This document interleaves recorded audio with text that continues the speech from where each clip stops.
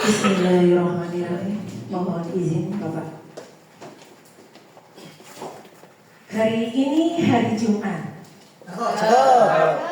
Malam Minggu akan berlabuh. Izinkan saya bersalam hormat. Assalamualaikum warahmatullahi wabarakatuh. Waalaikumsalam warahmatullahi wabarakatuh. Alhamdulillahilladzi arsala rasulahu bil huda wa dinil haqq liyudhhirahu 'ala dini kulli wa kafa billahi syahida asyhadu an la ilaha illallah wa asyhadu anna Muhammadan abduhu wa rasuluh. Allahumma sholli 'ala sayyidina Muhammad wa 'ala ali sayyidina Muhammad. Amma ba'd. Yang terhormat Kepala SMP Negeri 3 Bumiayu, Bapak Triyono SPD. Yang kami hormati Dewan Guru dan staf tata usaha serta karyawan SMP Negeri 3 Bumiayu. Alhamdulillah, pada kesempatan hari ini, yaitu yang kedua kalinya kita berbagi praktik baik. Salawat serta salam tak lupa kami sampaikan kepada junjungan kita Nabi besar Muhammad SAW. Semoga kita senantiasa mendapatkan syafaatnya hingga yaumul qiyamah. Amin, amin ya rabbal alamin. Langsung saja untuk menghemat waktu pada hari ini, saya akan membacakan susunan acara. Yang pertama pembukaan, yang kedua menyanyikan lagu Indonesia Raya, yang ketiga sambutan, yang keempat doa, 5 acara inti, dan 6 penutup. Mari kita buka acara pada siang hari ini dengan membaca basmalah bersama-sama. Bismillahirrahmanirrahim. Untuk menyanyikan lagu Indonesia Raya, hadirin dimohon berdiri. Kepada Ibu Eni Mucilastudi SPD, disilakan. Hiduplah Indonesia Raya Tuhan. Indonesia tanah airku, tanah tumpah darahku. Di sanalah aku berdiri, jadi pandu ibuku. Indonesia kebangsaanku, bangsa dan tanah airku. Marilah kita berseru, Indonesia bersatu. Hiduplah tanahku, hiduplah negeriku, bangsaku, rakyatku semuanya. Bangunlah jiwanya, bangunlah badannya untuk Indonesia Raya. Indonesia Raya, merdeka, merdeka, tanahku, negeriku yang ku cinta. Indonesia Raya, merdeka, merdeka, hiduplah Indonesia Raya. Indonesia Raya, merdeka, merdeka, tanahku, negeriku yang ku cinta. Indonesia Raya, merdeka, merdeka, hiduplah Indonesia Raya. Untuk acara yang ketiga, yaitu sambutan, kepada beliau Bapak Triyono SPD untuk memberi sambutan pada siang hari ini. Mohon izin Bapak Ibu. Assalamualaikum warahmatullahi wabarakatuh. Waalaikumsalam warahmatullahi wabarakatuh. Ibu Dia selaku narasumber atau apa namanya, calon fasilitator daerah Provinsi Jawa Tengah, Mapel Bimbingan Konseling yang saya hormati, Bapak Ibu Guru beserta staf SMP Negeri 3 Bumiayu yang saya hormati pula, pada hari ini Kamis 16 Oktober tahun 2025 yang bertempat di Ruang Guru SMP Negeri 3 Bumiayu. Bapak dan Ibu yang saya hormati, pertama saya ucapkan terima kasih atas kerelaannya, atas kesediaannya untuk mengikuti berbagai praktik baik ini yang mudah-mudahan ini akan berdampak baik atau mungkin menjadi bekal buat kita dalam menghadapi anak-anak yang semakin hari sekarang sudah semakin luar biasa, yang mudah-mudahan kasus-kasus di daerah lain yang terakhir adalah di Provinsi Banten, mudah-mudahan tidak akan terjadi di wilayah kita, terutama di sekolah kita. Anak yang luar biasa, mungkin kita membutuhkan jurus atau kiat-kiat yang luar biasa juga. Mudah-mudahan nanti dari Ibu narasumber, Ibu Dia bisa membagikan pengalamannya, bisa membagikan pengetahuannya, bisa membagikan keterampilannya kepada kita semua. Dan mudah-mudahan acara ini dari awal sampai akhir berjalan dengan lancar, tidak ada halangan suatu apapun. Kemudian kita juga dapat menerapkan segala ilmunya untuk kemanfaatan kita bersama. Saya kira dari saya cukup sekian, kurang lebihnya mohon maaf. Assalamualaikum warahmatullahi wabarakatuh. Waalaikumsalam warahmatullahi wabarakatuh. Untuk acara selanjutnya yaitu pembacaan doa yang akan dipimpin oleh kepada Bapak Muhammad Irfan SPD. Silakan. Assalamualaikum warahmatullahi wabarakatuh. Waalaikumsalam warahmatullahi wabarakatuh. A'udzu billahi minasyaitonir rajim. Bismillahirrahmanirrahim. Allahumma shalli ala sayyidina Muhammad wa ala ali sayyidina Muhammad. Alhamdulillahirabbil alamin. Hamdan syakirin, hamdan mu'min, hamdan yuwafi ni'amahu wa yukafi mazidah. ربنا يا ربنا لك الحمد كما ينبغي لجلال وجهك وعظيم سلطانك. اللهم إنا نسألك علما نافعا وعملا صالحا ورزقا حلالا طيبا. ربنا اغفر لنا ولوالدينا ولجميع المسلمين والمسلمات والمؤمنين والمؤمنات الأحياء منهم والأموات. ربنا آتنا في الدنيا حسنة وفي الآخرة حسنة وقنا عذاب النار. سبحان ربك رب العزة عما يصفون وسلام على المرسلين والحمد لله رب العالمين. الفاتحة.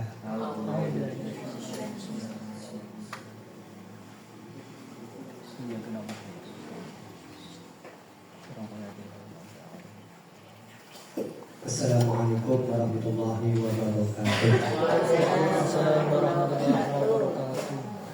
Tibalah saatnya kita di acara puncak pada hari ini, yaitu berbagi praktik baik on the job learning 1 dan on the job learning 2, implementasi 7 jurus BK hebat yang akan disampaikan atau akan dibimbing oleh Ibu Dia Husna Prihatin SPSI SPD. Kepadanya disilakan. Namun sebelum itu, saya sebagai penata acara menutup acara pada hari ini dengan sebuah pantun tentunya. Belum masalah. Burung dara, burung cendrawasih kadang hinggap di Papua. Cukup sekian dan terima kasih. Semoga kegiatan ini akan bermanfaat untuk kita semua. Wassalamualaikum warahmatullahi wabarakatuh. A'udzu billahi minasyaitonir rajim. Bismillahirrahmanirrahim. Rabbi shrah li sadri wa yassir li amri wahlul 'uqdatam min lisani yafqahu qawli. Assalamualaikum warahmatullahi wabarakatuh. Pertama mari kita panjatkan syukur kehadirat Allah Subhanahu wa taala karena atas limpahan karunia rahmat dari Allah Subhanahu wa taala. Alhamdulillah hari ini kegiatan berbagi praktik baik di SMP Negeri 3 Bumiayu bisa terlaksana. Saya di sini akan berbagi praktik baik implementasi ada 2 jurus. Tadi Pak Riono menyampaikan kalau bisa Bu Diah nanti bisa menyampaikan ilmu-ilmu yang bisa membuat Bapak Ibu guru lebih daya lentingnya tinggi, bisa lebih sabar menghadapi siswa. Terkait dengan kegiatan 7 jurus BK Hebat itu ada di YouTube saya.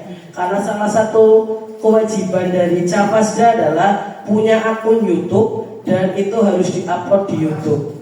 Durasinya maksimal itu 20, tidak boleh lebih dari 30 menit.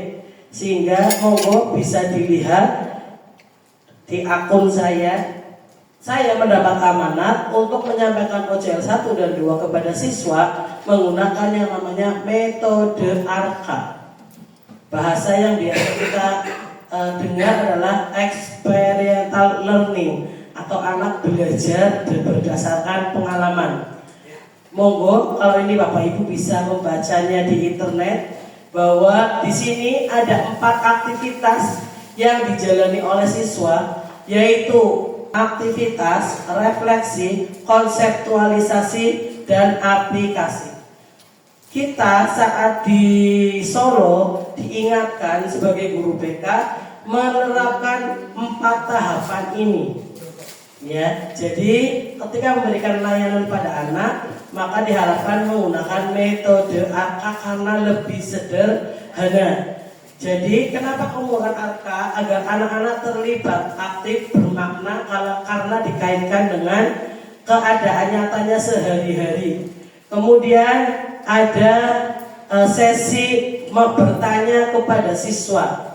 Kemudian ada sesi siswa mengamati. Kemudian dikuatkan dengan sesi konseptualisasi. Di sini Bapak Ibu guru diharapkan bisa memberikan materi inti yang ingin disampaikan. Dan yang terakhir adalah aplikasi. Anak-anak diminta ketika sudah mendapatkan materi ini, kemudian bagaimana menerapkannya dalam kehidupan sehari-hari. Yang pertama, OJL 1. Saya memberikan materi ini pada peserta didik kelas 9E. Ya tadi Bapak Ibu guru baru lihat videonya di kelas 9E. Terima kasih untuk Bu Ayu, putri-putrinya, putra-putrinya luar biasa kooperatif, anteng nurut ya. Nah, apa itu metode riasek? Salah satu metode angket yang boleh digunakan oleh guru BK itu adalah namanya riasek. Bentuknya seperti ini Bapak Ibu guru. Nah, seperti ini. Ya. Apa yang dilakukan oleh saya saat pelaksanaan OJL? Yang pertama, kenapa saya memberikan ini pada anak kelas 9? Karena materinya adalah kenali potensi. Kelas 9, orientasinya adalah bagaimana mempersiapkan studi pilihan setelah lulus SMP. Ketika saya tanyakan di sini setelah SMP ada yang mau menikah? Gak ada. Bekerja? Gak ada. Sekolah? Iya. Oh, berarti sekolah semua. Akhirnya saya berikan ini. Kenapa menggunakan riasek? Karena mudah dikerjakan oleh siswa. Siswa bisa mengerjakan sendiri. Ini alasannya, latar belakangnya. Persiapan melanjutkan sekolah. Kemudian diharapkan setelah mengikuti layanan kenali potensi metode riasek, anak-anak bisa memilih sekolah sesuai dengan profesi di masa depan. Yang terakhir, ada kesesuaian dengan antara sekolah dengan profesi masa depan. Kenapa ini saya sampaikan? Karena menurut data banyak sekali lulusan dalam bidang tertentu bekerja tidak sesuai dengan bidangnya. Ya, itu makanya perlu adanya ini. Kapan mulai dari kapan? Mulai sejak SMP. Kelas 7 mulai mengenal bakat minat. Kelas 8 mereka mulai mendalami ikut ekstra. Kelas 9 dikenalkan ini. Yang pertama, anak-anak saya tanyakan dulu, kamu tadi sudah mau kerja dan sebagainya atau oh ternyata, nah mereka diminta ini bukunya. Mereka mengisi yang namanya angket riasek, memilih dengan arahan dari saya. Semua anak hanya diberi arahan untuk mencentang sesuai dengan keadaan dirinya. Jadi saya menyampaikan tidak ada jawaban yang salah jika itu sesuai dengan keadaan kalian. Selanjutnya, anak-anak diminta mencocokkan dari hasil riasek. Nanti ada R, ya. Itu pekerjaannya apa saja? Saya tampilkan di sini, Ibu, Bapak. Nah, ini ada jenis-jenis pekerjaan ketika komponen dari R-nya lebih besar. Lalu bimbingannya seperti apa? Anak kemudian saya tampilkan, mereka maju ke depan setelah dijumlah, mereka mencocokkan, dan alhamdulillah 75% itu sesuai dengan keinginan profesi mereka di masa depan. Setelah itu, setelah mencocokkan dengan profesi mereka, nah, saya menyampaikan ke anak konseptualisasi untuk bekerja sesuai dengan potensi yang mereka miliki. Karena kalau bekerja itu dijadikan hobi, itu lebih menyenangkan, tidak jadi beban seperti itu. Selanjutnya, aplikasinya adalah anak-anak di lembar riasek ini saya minta untuk menuliskan, ya, apa saja rencana karir kalian di masa depan. Setelah lulus SMP, mau sekolah di mana, mau ikut les apa, mau ikut kegiatan apa, sehingga mereka sudah mempersiapkannya sejak dini. Itu saja terkait dengan OJL 1. Berarti intinya saat mengenali potensi diharapkan anak-anak bisa memilih sekolah lanjutan sesuai dengan bakat minat dan profesinya di masa depan. Ada yang ingin menanggapi atau bertanya terkait ini? Tidak ada? Ini ya, ini OJL 1. Kita lanjutkan OJL 2. OJL 2 saya memberikan layanan di kelas 8E. Materinya tentang kelola emosi. Belum saya ganti. Yaitu bagaimana anak mengenal jenis emosi. Nah, kalau guru penggerak atau yang pernah ikut di MGMP tahu ini pembelajaran sosial emosional. Yang saya berikan adalah self awareness atau menyadari diri. Ternyata anak kita itu banyak yang tidak mampu mengidentifikasi saya tuh marah, kecewa, sedih, bahagia, sehingga kita perlu melatih anak mengenali emosinya. Makanya ada yang tantrum dan sebagainya, itu juga dikarenakan ketidakmampuannya dalam mengenali emosi. Saat kejadian ini saya harus apa? Ya, apakah saya sedih, marah, ya, kemudian senang, dan sebagainya. Nah, ini dari pembelajaran sosial emosional. Saya menyampaikan yang pertama adalah saya minta anak untuk menuliskan bagaimana perasaan kalian hari ini. Saya tulis, bapak tulis. Bagaimana perasaan kalian hari ini? Tapi mereka menjawabnya dengan kertas sticky note dan hanya menggunakan simbol. Ya, mereka nulis ternyata ada yang lagi mules, ada yang lagi sedih, bermacam-macam. Lalu saya minta anak untuk menjelaskan. Ambil salah satu, itu sedang apa, dari raut mukanya, oh lagi sedih dan sebagainya. Itu untuk aktivitas di awalnya. Selanjutnya, nah, di sini tujuannya adalah tadi agar anak mengenal jenis emosi. Selanjutnya, anak mampu bereaksi secara wajar saat mengekspresikan emosi. Selanjutnya, kebutuhan dan kesejahteraan mental.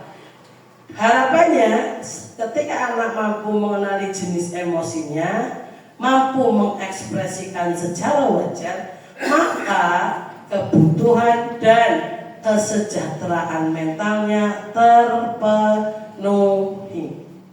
Karena salah satu tujuan dari bulan konseling adalah physical well-being atau kesejahteraan mental.